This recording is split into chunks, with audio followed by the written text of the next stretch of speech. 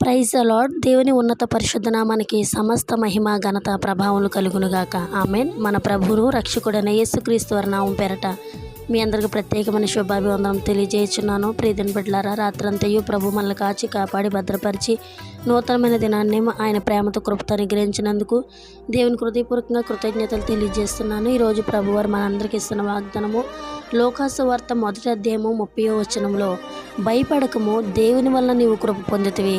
Amen. భయపడకము, దేవుని వల్ల నీవు కృప పొందుతివి. ఈ యొక్క వాగ్దానం ప్రభు మన అందరి జీవితంలో స్థిరపరిచి నెరవేర్చును గాక. ప్రియమైన బిడ్డలారా, కృప అనగా అర్హత లేని వారికి అర్హతనివ్వడమే.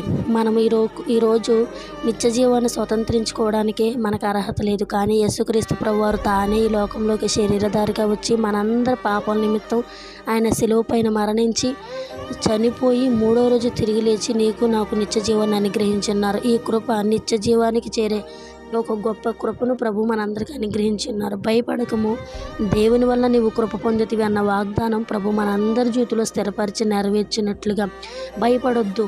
ఈరోజు నువ్వు ఏ పరిస్థితిలో ఉన్నావో దేవుని బట్టి నువ్వు కృప పొందితివి కనుక భయపడకుండా దేవుని యందు భయభక్తులు కలిగి ఆయనకి ప్రార్థనాపూర్వకంగా ప్రతి విషయాన్ని విన్నపంగా దేవునికి తెలియజేస్తూ ఆయన సన్నిధిలో ప్రార్థించినప్పుడు గొప్ప కార్యాలను పొందుకోగలుగుతావు. అట్టి కృప ప్రభు మనందరికీ అనుగ్రహించలాగున ప్రార్థన. పరిశుద్ధుడా, గొప్ప దేవా, శక్తిమంతుడా, సర్వోన్నతుడా, సర్వాధికారి, ఘనుడా, నీకు వందనాలు. గడిచిన కాలం అంతా నన్ను మమ్మల్ని సజీవమైన రెక్కల కింద కాచి కాపాడి భద్రపరిచినందుకు నీకు స్తోత్రములు. నాయనా, ఏ యోగ్యత లేని వరమయ్యా, కేవలం మేము ఏమైనా అది కేవలం నీ కృపే తండ్రి, నీకు స్తోత్రాలు. ప్రార్థన లేకపోసిన ప్రతి ఒక్క బిడ్డను బట్టి నీకు వందనాలు. ప్రతి ఒక్క బిడ్డని నిండాలిగా దీవించండి, ఆశీర్వదించండి.